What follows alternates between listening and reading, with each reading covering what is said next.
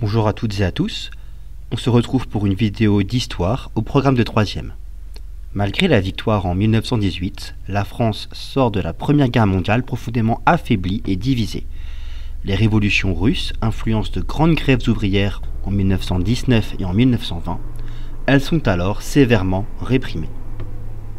À partir de 1929, la crise économique, partie des États-Unis, affecte profondément la France, provoquant une forte montée du chômage et des pénuries alimentaires dans les grandes villes. Sur le plan politique, la Troisième République traverse une période d'instabilité. Les gouvernements se succèdent sans parvenir à se maintenir au pouvoir. Des scandales ternissent l'image des personnalités politiques. Des groupes d'extrême droite anti-parlementaristes contestent alors la République. Le 6 février 1934, plusieurs de ces mouvements, appelés les Ligues, descendent dans les rues de Paris et marchent vers l'Assemblée nationale.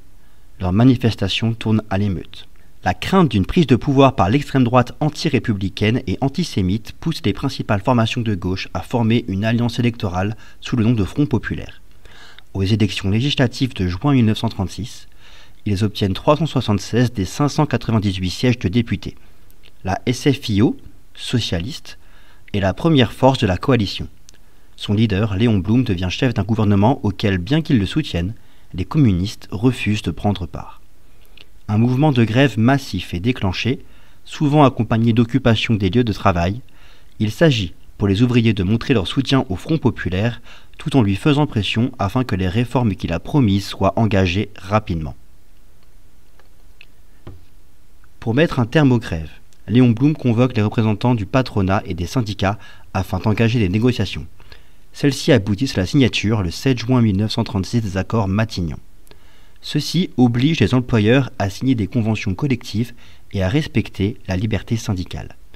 Une augmentation générale des salaires, comprise entre 7 et 15%, est également adoptée. Le Parlement vote aussi des lois accordant 2 semaines de congés payés par an aux travailleurs. Le temps de travail est limité à 40 heures par semaine. De nombreuses familles françaises peuvent alors partir en vacances pour la toute première fois. Mais le Front populaire est très critiqué par la droite et la bourgeoisie. En effet, les patrons ont perdu certains de leurs avantages. Les résultats économiques de cette politique sont décevants, car le chômage reste élevé et les hausses de salaire ne compensent pas l'inflation. En 1938, les ouvriers relancent des grèves dans les usines. De plus, le Parti communiste, à l'extrême gauche, reproche à Léon Blum de ne pas intervenir dans la guerre civile espagnole qui oppose les républicains au dictateur fasciste Franco, qui lui est soutenu par Hitler. Finalement, le Front populaire ne survit pas à ces divisions internes. Les 3 partis qui le composent se séparent en 1938. Cependant, les réformes qu'il a entreprises ont changé durablement la vie des salariés français, en leur permettant d'avoir accès à de nouveaux droits qui sont encore en place aujourd'hui.